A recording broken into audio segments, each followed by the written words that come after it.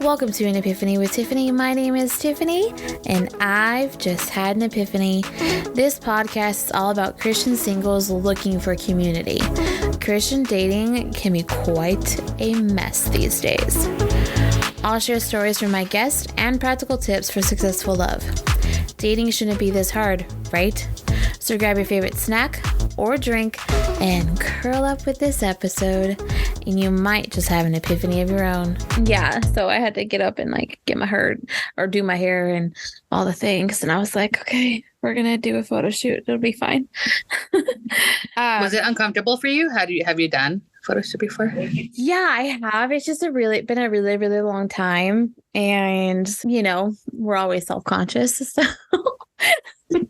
Yes. I feel like it's so vulnerable. I don't know why, but every single time I did it one time and I'm like, oh my God, it's just really vulnerable. I don't know why. It is. I mean, thank God I was having my best friend do it. So at least I was comfortable with her being there, but it was still just I was not feeling myself today.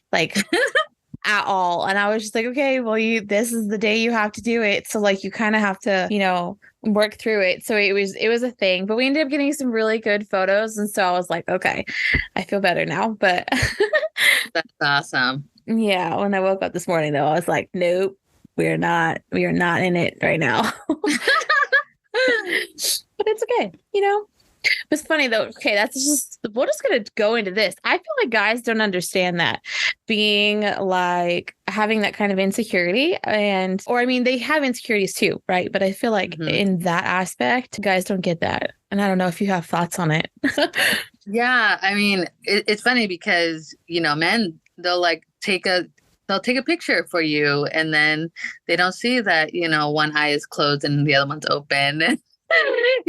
So I think sometimes they can be oblivious to it, where they're just like, oh, we're just taking a photo. For us, it's we got to look good. We got to have the good angle. Yep. But I don't know, I guess, but there are some men, I guess it just depends where the man is at. I have met guys that are like, okay, they zoom into their picture. I look good. Okay. That's true. Yeah. I don't know. I don't know. I think that is a pretty big difference, generally speaking, we ladies tend to freak out more about the photos.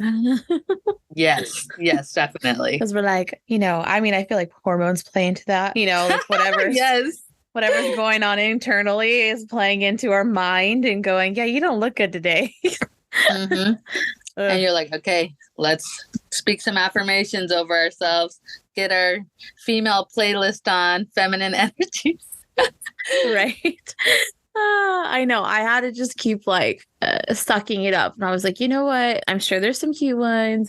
And it was funny. We left and we went and got lunch. And then I started looking back through and I was like, okay, there's even more than I thought there were. And it just took me kind of separating from it, being in the moment and being able to be like, oh, okay, that's not that bad. It might have felt awkward, but it's a good photo. And, but anyway.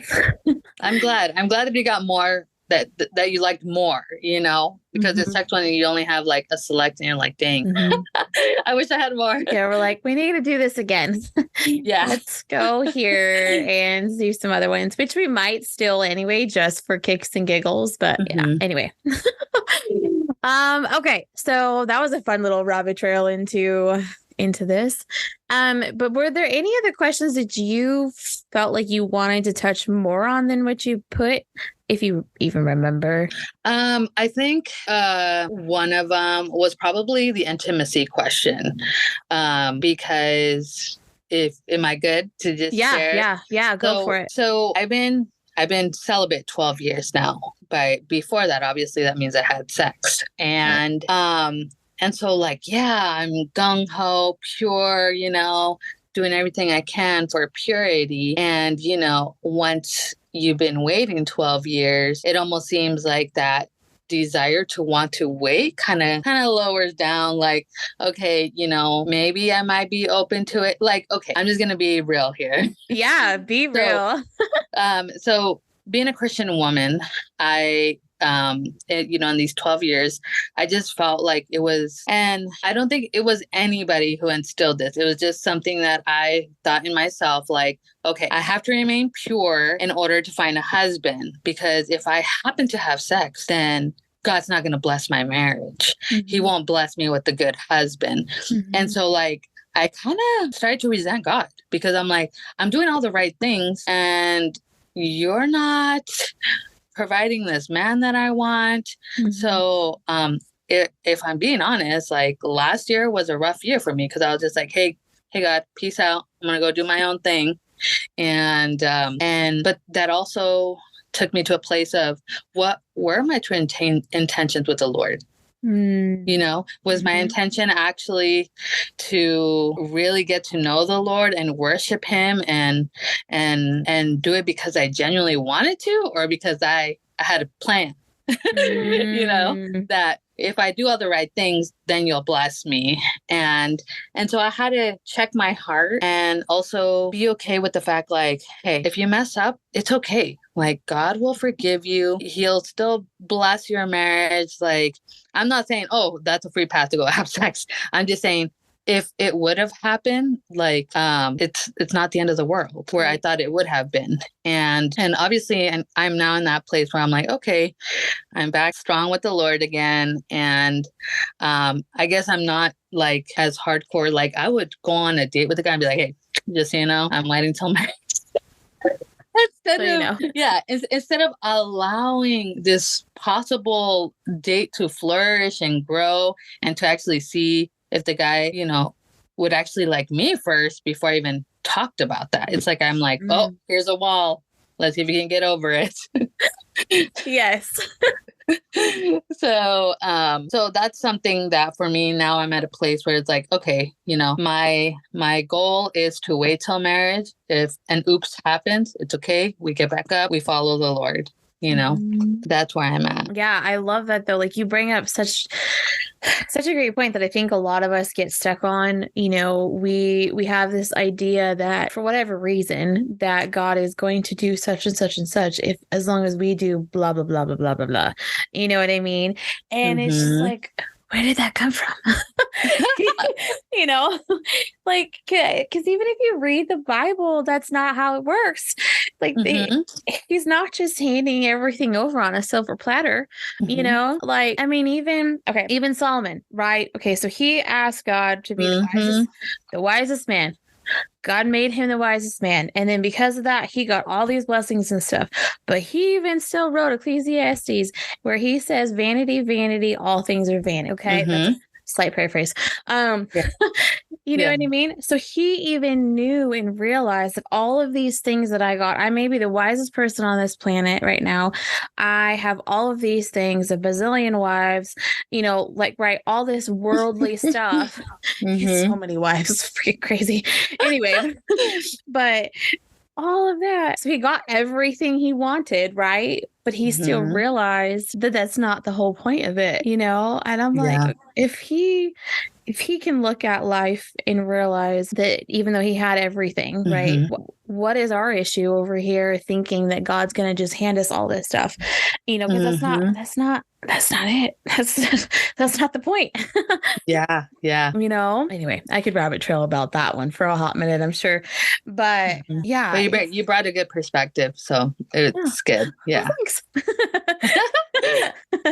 Yeah, it's just, I think we need to focus less on our checklists sometimes too, and more on like, actually doing things of the kingdom, instead of being like, okay, I'm gonna do all these things because I have to, or I should, or whatever. It comes back to wanting to and then following through. Yeah.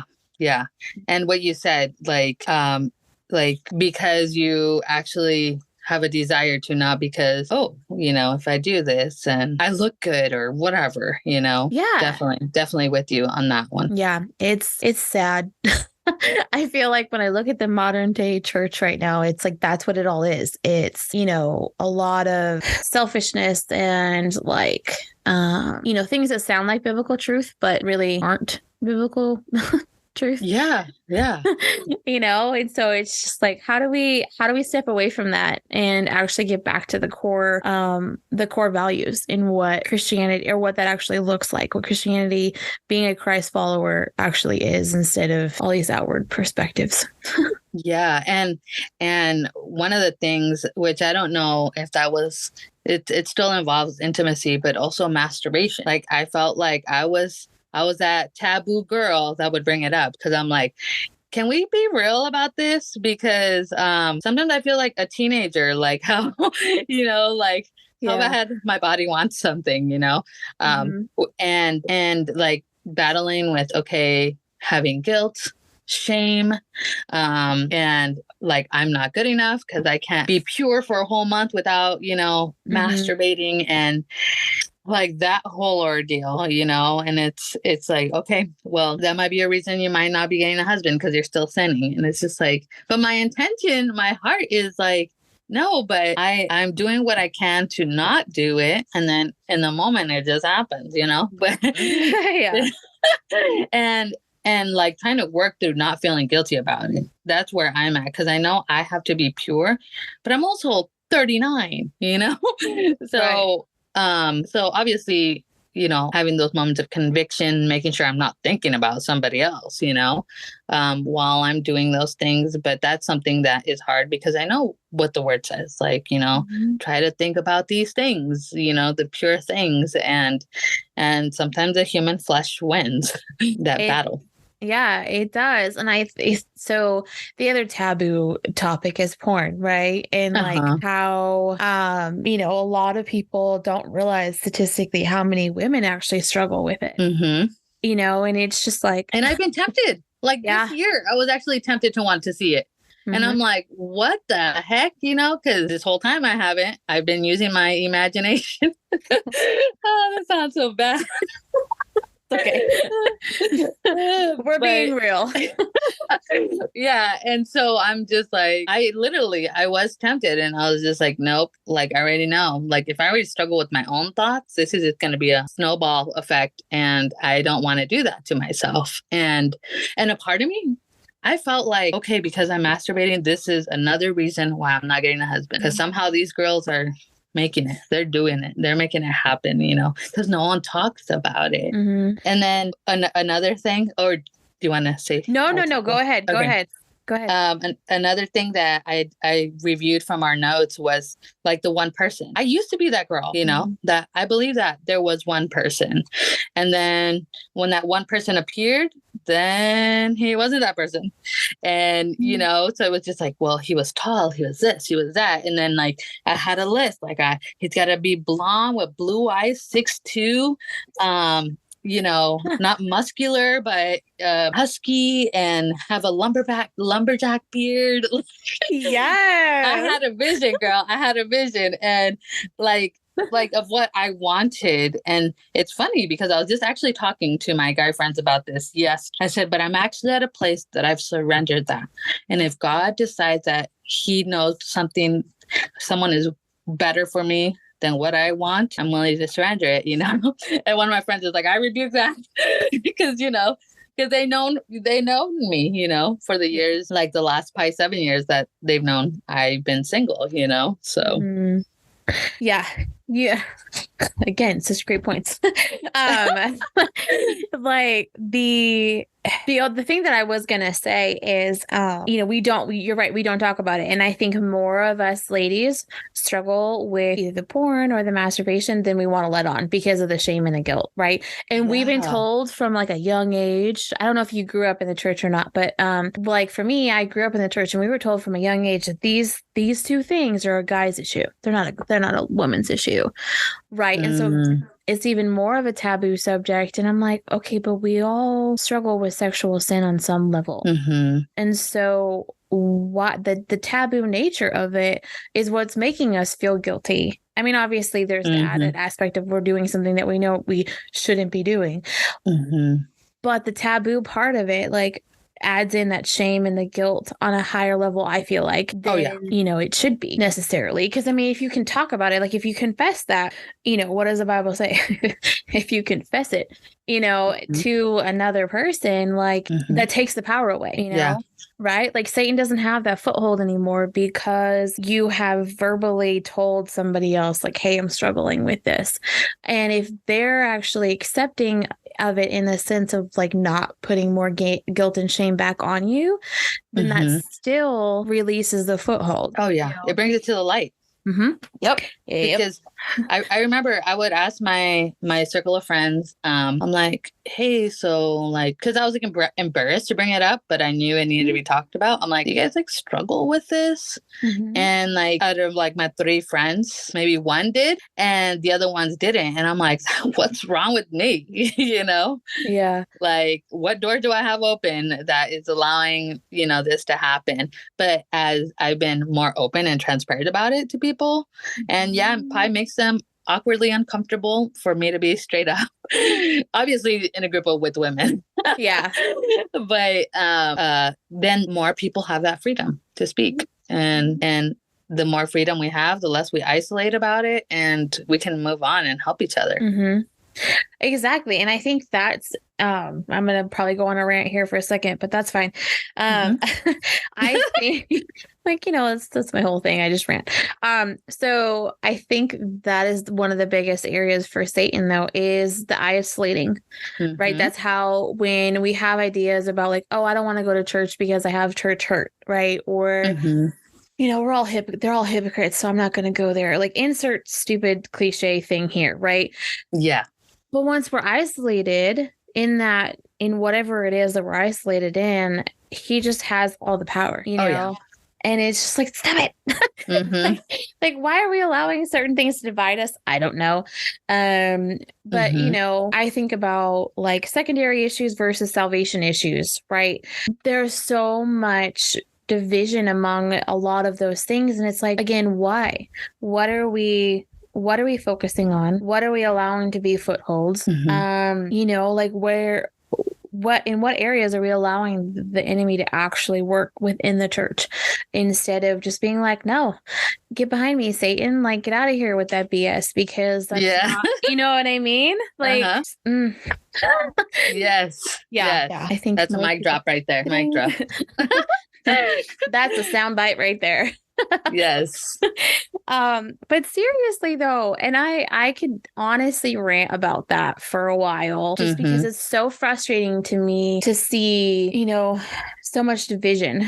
And again, there are some areas that are like, okay, these are pretty hard, fast, like things, like don't murder.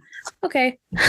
Yes. Don't murder. That's pretty important, like, but I don't know. I feel like it's just, there's some of the other things that are a little bit more gray, shall we call them gray areas, where we're putting too much emphasis on whatever that is, instead of looking at it from the perspective of like, okay, we all have different convictions. Yes. We all have different areas that we struggle in. And just because my conviction is one thing doesn't mean your conviction is going to be the same. So why am I going to sit here and tell you you're wrong for not having the same conviction as me? Thank you, girl. Thank you. I'm serious. I was thinking the same thing. Like, when people have asked me questions, I'm like, if it convicts you, you need to pray about that with the Lord, But like, I'm with you, girl, because for me, I feel like sometimes like, okay, don't judge me because you feel convicted about it. You know what I mean?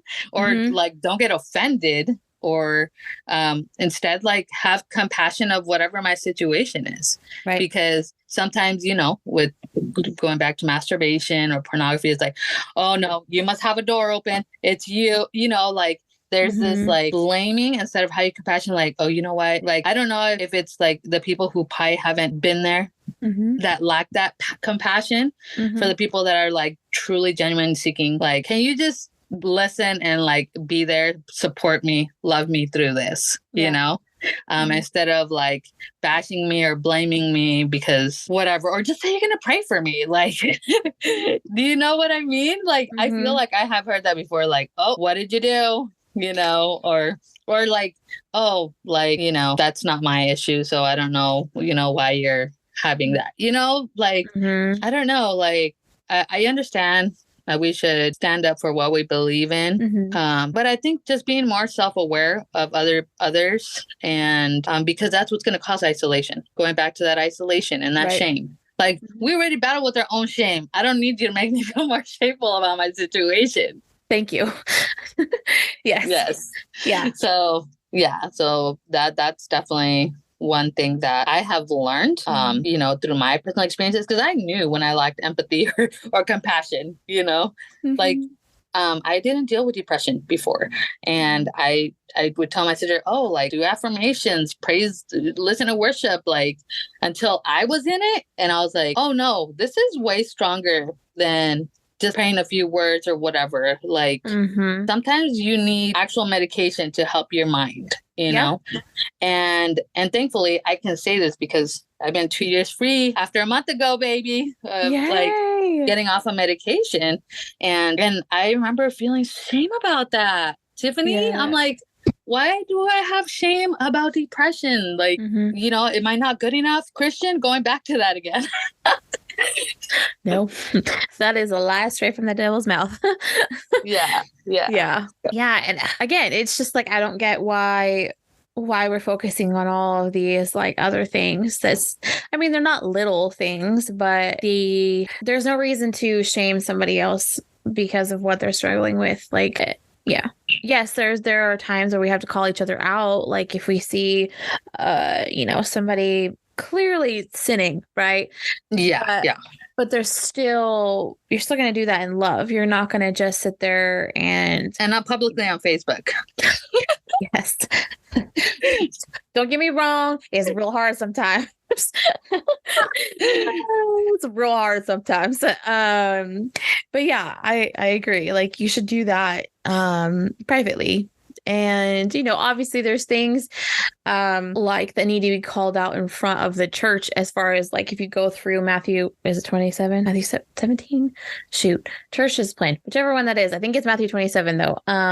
Where, you know, like, if a brother's wronged you, you go to them. And then if they still don't, you know, you're right. So they still don't turn it around, then you take another brother with you. And then if not, you know, like that whole process, right? So but that's different than somebody saying something that offended you online. Yes. Thank you. You know what I mean? Yeah. Like, yeah, that's just. And that's a great verse to talk about because, like, I had a work situation and I was like, are you serious? Like, we're grown adults here. Like, I think because that verse is so instilled in me, like, if I have an issue with you, I'm going to talk to you about it first, you know? Obviously, if I'm like hurt or whatever, I'm going to calm down before I approach you about it. But talk to me first, you know? Don't go to the manager straight and not even talk to me about it. Like, I remember being like just so frustrated with this person, and my boss didn't tell me, but by observations of other conversations he was having about other people being too loud or talking too loud, I'm like, I know it was you. I know it was you. I just don't, you know, I bet for me it's the same. Like, come and talk to me about it, you know? Yeah, come and talk to me too. Like, I would rather know than find out through the grapevine or whatever that somebody has a problem with me. Like, and I've always been the, like, I'm going to deal with the confrontation type of girl, even though I didn't always go about it the right way. I'll be honest. I had one of those today. Same. So, you know, like, I've learned now sometimes the better way to go about things, but I still, even though sometimes like I'll have my moments where I'm like, okay, I'm gonna just kind of vent about this situation for like a second, just because I need to get the emotions out, but then I'm gonna still go talk to that person. Right. Yes. And I don't, like, even if I'm venting to somebody, I don't usually vent to somebody who knows that person. I don't know if that makes it better or not, but yeah. But, you know, sometimes it's like, okay, oh my gosh, like, I have to, you know, I just have to get these feelings out. And sometimes it's better saying it to somebody and then going, okay, now I can be logical and go deal with this situation, you know? And so anyway, that's just a little tidbit. And one of the things that's hard is because I've had a guy friend that I didn't appreciate his approach about a situation. And a part of me wants to share it, but I'm like, what if he hears this podcast, you know? I don't think he will. I don't think he will, but I'm not going to mention names. Yeah. But like, I've always, like I said, I've just always been open to whatever God wants to do. He's an attractive friend. And we had like this weird situation that happened. And I'm new to the whole Christian dating way, you know? Yeah.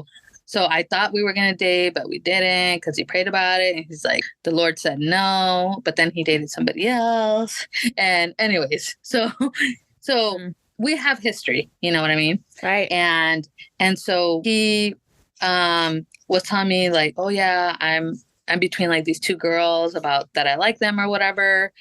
And so I brought up me being one of them just because I thought there was flirtation going on or something.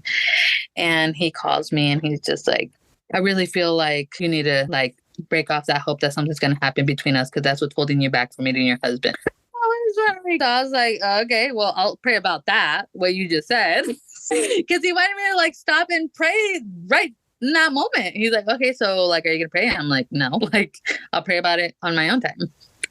And here's the thing that is difficult, Tiffany, because I have a man that, yes, he gave me his opinion on what he felt. And if he felt it, that's fine. I didn't feel like his yes or no was going to stop me from pursuing other men kind of deal, you know? Mm-hmm. And so almost like after 8 months, I finally like approached him, but I was even like almost trying to be cautious about how I said it because unfortunately I knew he would be offended. No matter what I said. And that part is the sucky part, you know, because you're like, we're confrontational women, but I'm not sure if I can be confrontational with you because you'll get offended. Mm-hmm.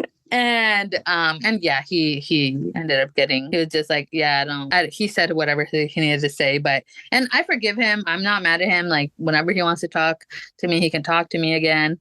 But I knew at that time, I'm like, yeah, I need a break from talking to you because then I would want to tell him how I really felt, you know? Mm-hmm. And I mean, you could totally give me advice if it wasn't a godly way to handle it, but that's the part that's difficult, you know, because you want to tell a man how you feel, but you know, they're going to get offended about how you feel, which makes no sense, but...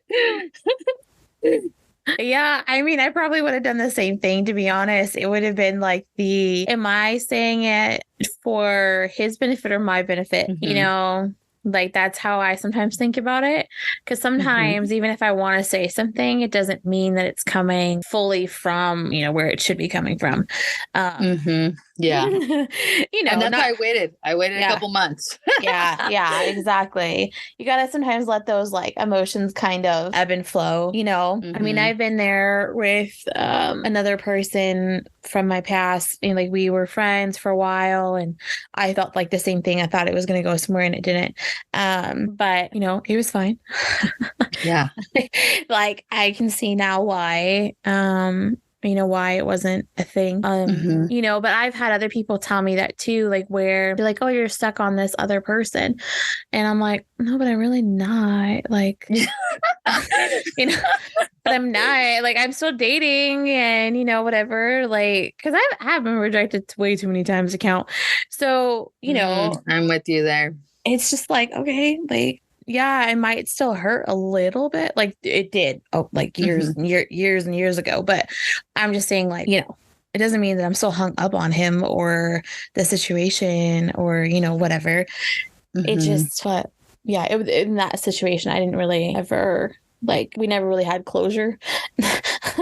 Oh, okay. You know? Yeah. But yeah, we never really had closure, and we're not friends now, but like we weren't as close as some of my other guy friends. Like now, like I have a really good group of like guy friends, but so how do you do that? How do you do that and be healthy?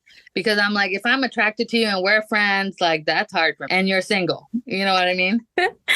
Yeah. So, I mean, I have a couple of guy friends that I would say that I'm attracted to. But it's also like, how do you guard your heart? It's very hard. But in my opinion, like in how I'm kind of trying to handle things right now, it's like, I just want to be friends with people. Yes, I want to find my husband. Right. But I'm still feel like I'm like going through a little bit of a healing journey. And I feel like God has me on a very specific path right now. If he wants to, if I want me, my husband tomorrow, cool, you know, like that's great. But I'm also trying really hard not to focus so much on the fact that I'm still single. You know, which takes a lot of work every day. A lot of reminders every day, you know, that it's okay. Like I'm on this path and I'm learning a lot, like I'm growing a lot, I'm healing a lot, and you know, it's fine. So even if I have like some minor attraction to a guy, I often find myself going, okay, no, because they haven't said anything to you. And I've been praying a lot about like when that person comes along, they're going to be the one to initiate. So, you know, it's just kind of like, okay, no, like they haven't told you that they're interested, or they haven't like initiated anything really, or, you know, whatever. So it's kind of like those thoughts that kind of go through my head, and it kind of helps calm me down. You know, that makes sense. That makes sense. Because my struggle when I first became a believer 12 years ago was I felt like I had to tone down the way I would handle my approach towards men, you know, especially because for me, I like to take initiative, and so like learning how to be pursued and like all these things. So for me, like when I would ask a guy out to coffee, it's because I genuinely wanted to get a coffee and get to know them, to see if there's even if there's, you know, like to get to know them.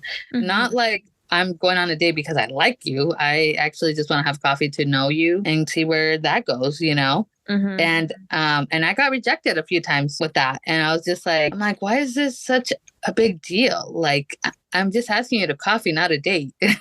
Yeah. And that part was hard. But I'm also like at the place that you're at, Tiffany, where it's like, you know, if he wants to ask me out, he can ask me out, you know? Yeah. Because I've been rejected too. It's like the more rejection we get, the more we're getting stronger, and just like, yeah. I'd rather just wait for, you know, someone to ask me out. Yeah. I mean, that doesn't mean that I'm not like being a little flirty or, you know, whatever, because I think that's still important.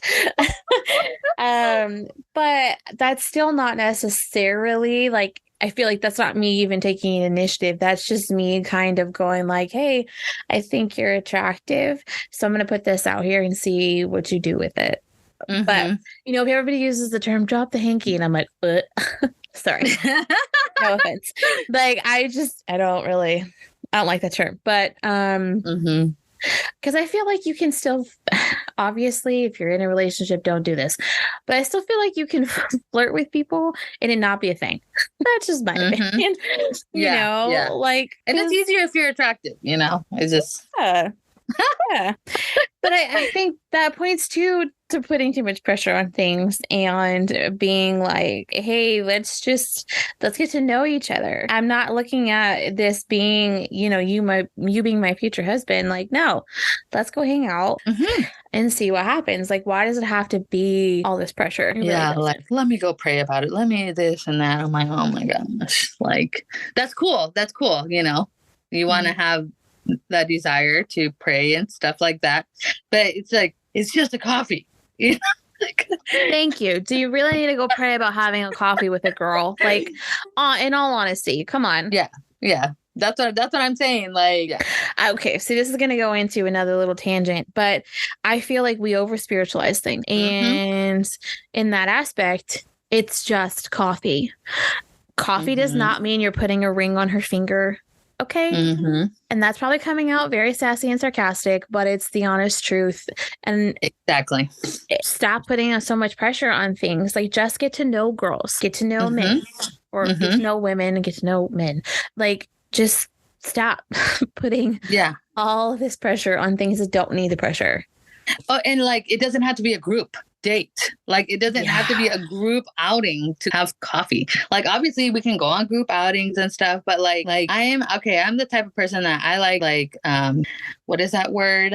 Quality time with a person, you know? So I want to be able to give my quality attention. If we got all these other people and they're interrupting the conversation, like, that's not a quality conversation. And like I said, that's fine. Like, you can have a group outing and then realize like, oh, hey, like, I'd like to really genuinely get to know this person. It doesn't mean that I want you to be my husband either, you know? Like, I just want to get to know you, hear your story, what you're about, you know? And And I used to be that over spiritualized person. So I can say that I think that's why I'm at the place that I'm at now, because I used to pray about everything, and there's nothing wrong with it. There's nothing wrong with it. But yeah, like just something that's not a life altering, decision type of thing. Like you might bless that person. They might bless you. That person might be some other friend's person. That's right. I'm just saying, like We're the connectors. Yeah. You honestly have no idea if that dude you're going to go get coffee with might not be your best homie's future husband. Like you don't know that. Mm-hmm. But if we're stopping those things from happening because we're putting too much pressure on it, and I have to pray about it, and God said no. Sorry. Sorry, not sorry. You're being real. I love it. Yeah, you know what I mean? But like we need to stop using God as an excuse. Mm-hmm. That's all I'm saying. Mm-hmm. Just stop using God as an excuse. Like he is God, okay? And if he really wanted to stop you from doing something, he'd stop you from doing it. Yeah. Yeah. You know, like he'd make it very apparent this is not the way. Mm-hmm. Yes. You know? And you bringing it back to that, actually. Bringing it back to the circle, the whole, like I went on my year of just I'm gonna excuse my language, I'm gonna go get laid. I'm gonna get laid, you know. Mm-hmm. I had a mission, and I went to California because I'm like, I know there's a guy there. We have chemistry. I'll tell him I'm going for my sister's graduation, but I'm also inviting him, to this beach house. So I reached out to him, and two things happened. I had my period, and I hadn't had it in a couple months. And I'm like, okay, that's a downer. And then that wasn't going to stop me, So, I'm still trying to make plans to see this guy. And the next thing, I'm just like, wow, okay, Lord, like I see what you're doing. I break my ankle down the stairs. Yes, girl. So he will shut that door. And thankfully, like the Lord, I didn't end up the 2 times that I tried, like, this ain't happening. Like, whoever my husband is, he's going to be a real lucky man.